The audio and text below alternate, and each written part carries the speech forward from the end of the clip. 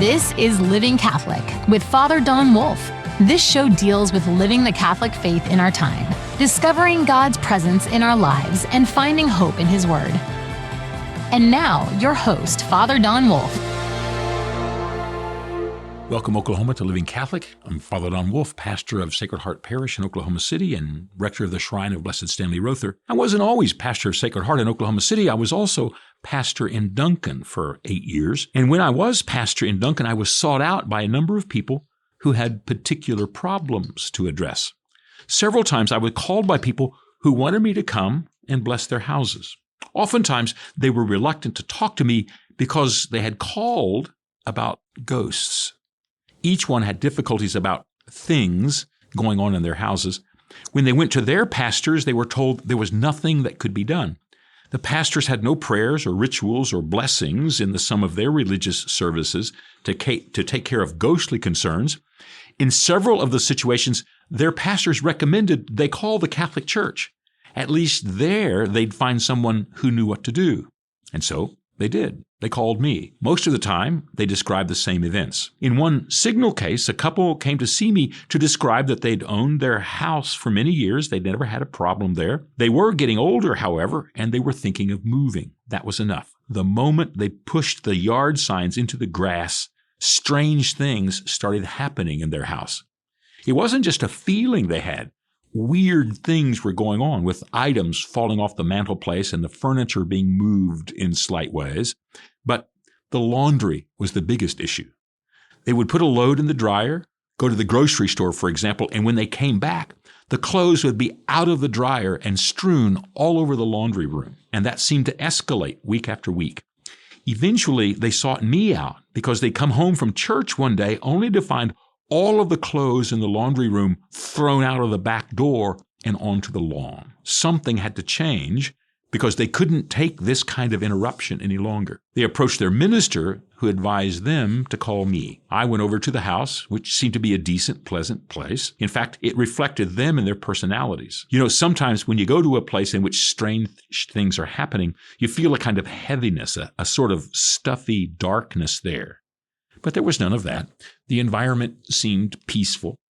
And unlike some experiences others have described to me, they hadn't seen anything peculiar. All they were aware of was the scattered laundry. No figures in the night, no appearances in their bedrooms, no spooky voices or manifestations anywhere. It was just the clothes. I had no spiritual explanation for what was going on, nor could I offer any deep Catholic wisdom to their request. What was it specifically about the clothes? I have no idea, other than to offer to bless their house and to pray for healing and release and rest for whatever unquiet spirit there might be there, which is what I did. I heard nothing more from them. That could mean, of course, they had no more problems. It could also mean the problem lessened enough for them to be comfortable with the spook in the house, and they didn't mind. That is a strategy opted for by a lot of people. Or they simply expedited the sale of their house, got out, and never looked back.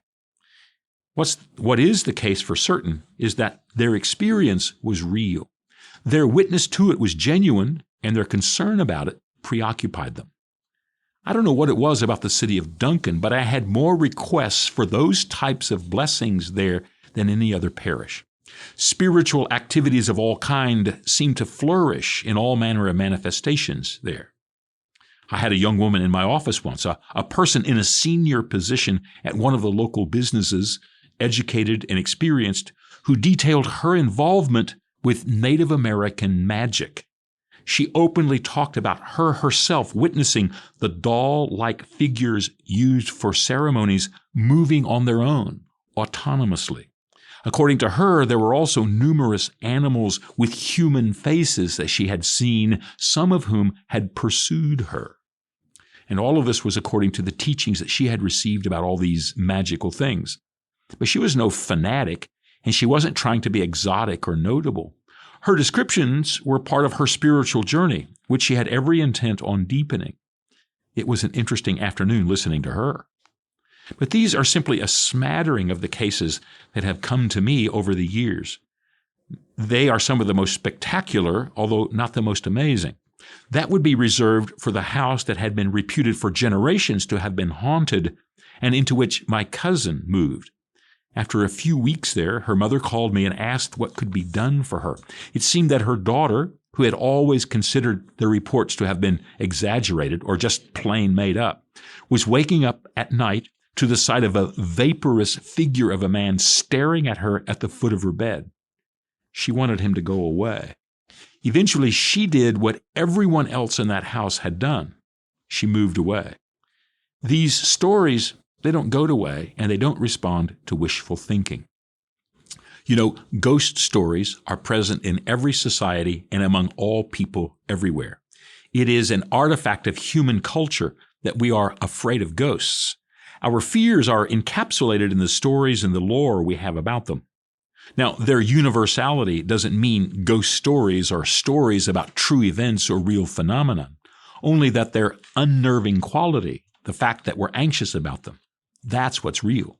After all, dragons are a near universal image that penetrates virtually every culture everywhere. Flying snakes that breathe fire and cause disaster, but that also guard treasure and threaten virtue. They're present in China, Mesoamerica, and the Middle East. Either this image is from deep inside the human consciousness and expresses itself as the product of the summation of human experience that goes back to the very beginnings of the dawn of conscious thought, or the stories are so old and they've been told wherever humans have moved to. But in all of this, nobody thinks dragons are real. And no one has to come to me worried about tyrant lizards flying through their households, interrupting their tranquility. Ghosts aren't necessarily real just because so many people are afraid of them. But ghosts are a figure in the Scriptures, especially notably in the New Testament, although the appearance of Samuel's ghost, called up by the witch of Endor by King Saul, is the most memorable story about such things from the book of Kings in the Old Testament. But there are several places in the Gospels where the question of ghosts is addressed. The first is when the disciples of Jesus caught sight of Jesus walking on the water during a storm. Seeing this figure in the middle of the night, they were afraid. It said especially they were afraid they were seeing a ghost. Jesus eventually chides them by reminding them it was he, and that it should be no surprise they could see him in such circumstances. And then again, after the resurrection, when the disciples encountered the risen Christ for the first time, Jesus again chides them about their belief in what they're seeing. He invites them to touch his body because they are not seeing a ghost, but instead the resurrection body of their friend. "Touch me and see, I am no ghost," Jesus said. Now, neither of the examples prove that the ghosts are real. They only prove that the people of the New Testament believed that ghosts were real. That's incontrovertible. They did believe in the presence of ghosts. Not only that, they believed such occurrences were actual manifestations of something altogether unpleasant and dangerous. Danger. That's what ghosts communicate to those who encounter them. With nature interrupted and the norms for regular life strained, then almost anything could happen. And if anything can happen, we're all in danger. We, for whom the world is a dangerous and trying place, we can just barely carve out a space to live and prosper when we know the normal functions and the regular cycles of life. If the boundaries of these expectations are let down, then just about anything could happen. When the dead aren't really dead and gone, when the power to continue living exceeds the bonds of breathing and moving, when there's a doorway opened, we're ill-equipped to walk through. This anxiety seems to slip into everything about every ghost story that we know of. If we think about it, the presence of those who have died and are still among us in some manner isn't necessarily bad news. To be surrounded by the ghostly presence of, say, my mother and father would be not a net negative, probably, for me. They were charitable and supportive in life. Receiving the same charity and support from them, even past the boundaries of death, would be a blessing. Even if they were no more than a sort of comforting presence amid loneliness and fear, if they were no more than dependable cheerleaders, they would be a positive presence in my life. Certainly, it would have been good to know that they were there for me. I mean, really there. Think of the sub-stories about the parents of Harry Potter in the Harry Potter books. In the movie, his parents appear to him and to support him and to urge him to do the right thing. They comfort him and assure him of his decisions. More than that, they give him courage to confront the powers arrayed against him, even though it was that very power that brought about their death. Combine this supportive notion of an intimate ghostly presence with the humorous ghosts that flit through Hogwarts, and you have a curious and congenial set of ghost stories that almost everyone would actually prefer, rather than the icky, awful stories we most often hear. In fact, the first experience of the ghosts by the students there is usually one of fear and offense, which is all replaced by tolerance and then appreciation and then finally sadness. Eventually, the ghosts there become part of the family. But ghosts are most often the source of fear and trepidation. To encounter them is to encounter the fear of death and diminishment, which is terrifying enough. But it's also to encounter something more. The dead belong to a realm removed from the boundaries of life. If they cross from there to here, the power of death has even more purchase here than we'd like. It might be the case that we'd welcome their presence, something like the ghost in Mrs. Muir. But the truth is, we want the disruption of death and the penetrating sadness of its absence to remain far away from us. Having the dead occupy our living space is not for us. They need not come to occupy our living space, which is already too cramped and too short. The dead should remain in their place, and when they don't, we're all made less by it. Ghost stories are all very controversial in our time. The presence of the incorporeal interferes with our notion of a material universe unaffected by the metaphysical expressions of life, especially something as shocking and universal as ghosts. As loyal children of a scientific age, we resist any credence in such things, more or less.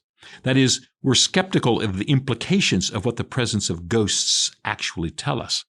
Those who define the meaning of life are those who insist that there is nothing in the world except the material and the physical. Looking through their telescopes and measuring their oscilloscopes, they assure us there is nothing but time, energy, and the void. All talk about ghosts is the same as all talk about fairies and leprechauns and goblins and duendes. Just fanciful wish fulfillment or expressions of deep-seated anxiety. There's no there when it comes to such things, they say. Of course, in the material universe that these experts propose, there are also no such realities as love, truth, beauty, goodness, or dignity, since these are also not things to measure and touch. Even though these experts talk all the time about the material universe and its implications, including the fact that survival beyond death is impossible, they seldom mention the impossibility of anyone living their lives with no notion of the power of love or the existence of truth. You know, those metaphysical notions. In fact, we're pretty comfortable going through our day by balancing our trust in all of the things about the material world we know with all these other things. And if ghosts happen to fit into those other things, then for the most part we imagine, so be it. The average person, it seems, finds himself in the in-between. We believe the scientists, sort of, and we believe in the possibilities of ghosts, sort of. We certainly believe in love, joy, and truth. We can risk believing there might be more to life than our yardsticks can measure. I guess I'm one of the in-between ones. I have no enthusiasm to chase down ghost stories as if they were today's news. And most of the time, I have a great deal of skepticism about what people tell me concerning what they see and feel when it comes to those matters. I do believe there is a realm of life transcendent to this one, of course, but I'm not a full-on enthusiast when it comes to ghosts and spirits and the like. I'm not haunted by hauntings, so I neither seek them out nor do I poo-poo them. I'm a realist in these matters. The prayers we use for blessing presume a realm in which the power of the spiritual is real and meaningful. So when we bless a house or ask for the protection of an individual, we're certain that the invocation of a spiritual presence or a spiritual power produces a result. We're not there just to calm people's fears by some sort of anodyne assurances.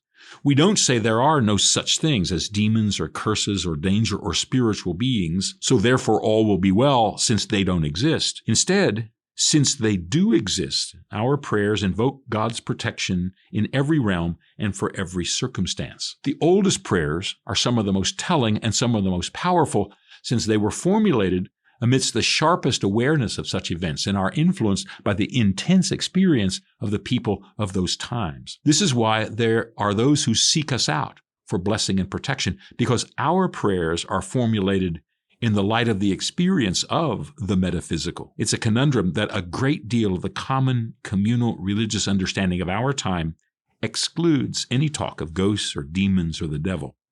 Most of this would be the talk of high church Protestantism, when serious and respectable religious people begin talking about solemn religious concerns.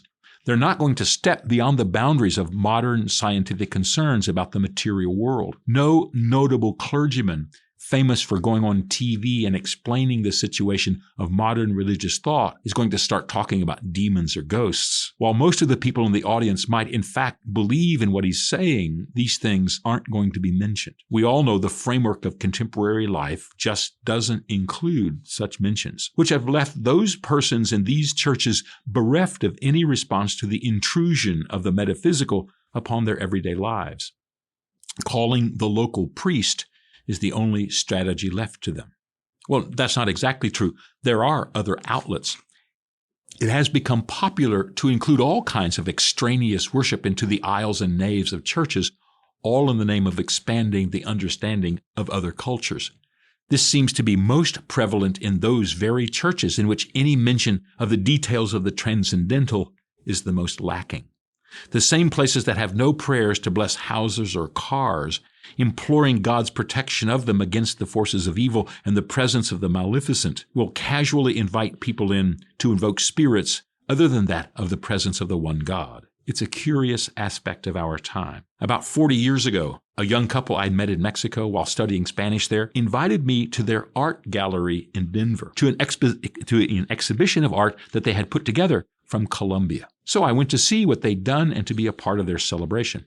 And during our time there, when evening was fading, they decided they were going to top off the time there by doing a little service. They were going to burn 2 small tabs made of incense they had picked up during their travels. These tabs were in fact small images of 2 indigenous Colombian gods. The promise that was that by invoking the spirit of this divinity as those figures were burned, the gallery and the efforts of this couple would be blessed. So they asked me to light the fire under the idols, and I refused. They couldn't believe that I was so uncooperative and negative about their efforts. Just go ahead and light us. It's just a symbol of our desire to keep the heart of Colombian art alive, they said. At the moment, it reminded me of the early Christians who were invited to offer incense to the emperor, even when those who invited them to do it didn't believe in the emperor's divinity or in the meaning of the burning of incense. Just go ahead and do it.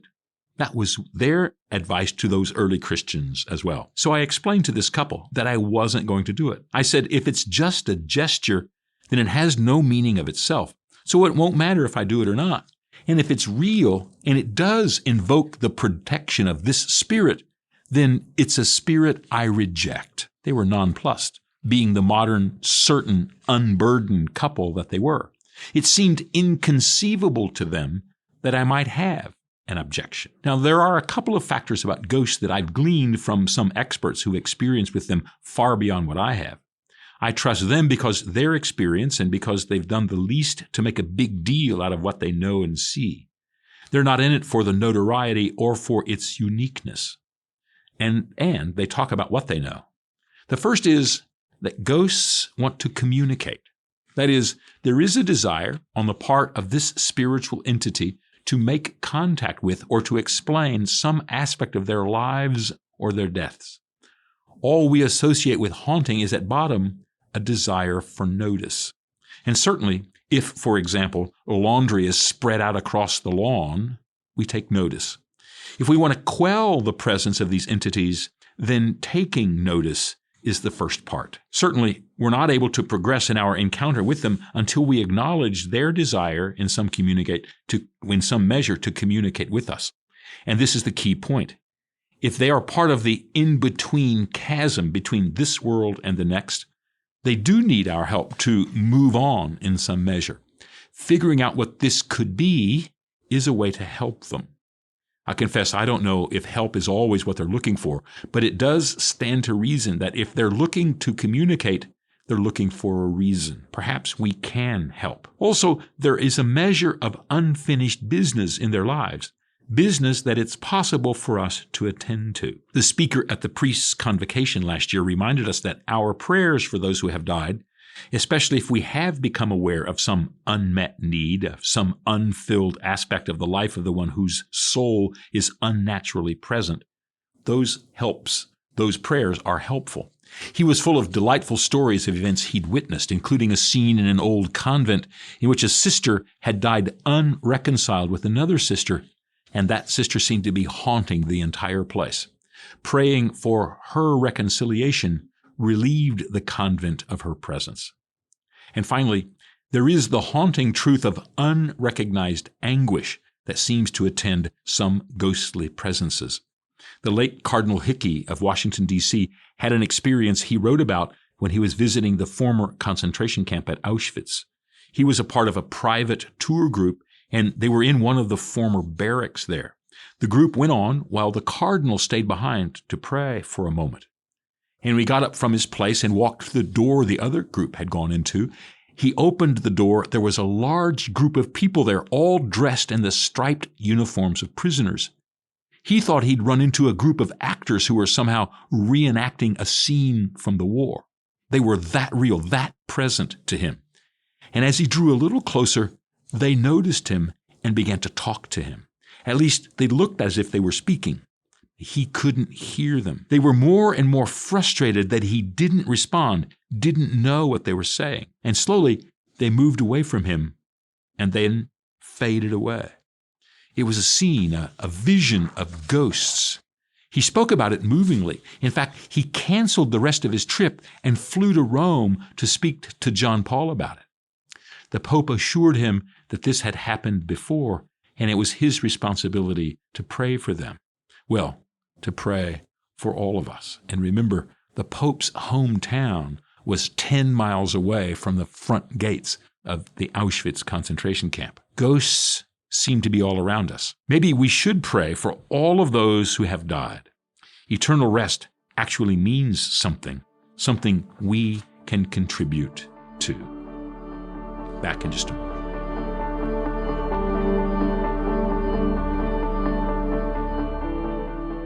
Welcome back to our final segment, Faith in Verse. We have a poem today called Ordered. When did we imagine the spinning world was ordered? Perhaps the maps, they presented every place as bordered and invited us to think of all things divided and sorted, every circle halved and every rectangle quartered. But the great gush of life is more chaos and vim, noise and fracture here, good order more drowns than swims. As the unexpected rules, so the unanticipated can come in. Energies surge and boundaries break beyond the limb. Yet we hunger to see the great order underneath, that the expectations there will to us the hidden bequeath, in the commonalities of that so easily duplicate and repeat, even if pure structures and stern patterns go on to defeat. Because we were created at first in a garden paradise, the straight rows and flowering stems we so seek to reprise. So often we are in every generation newly surprised at the ways our fallen states and limits and limited thoughts arise.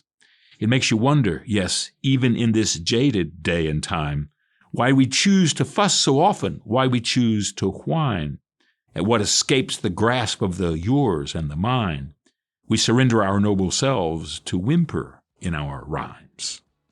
That's ordered.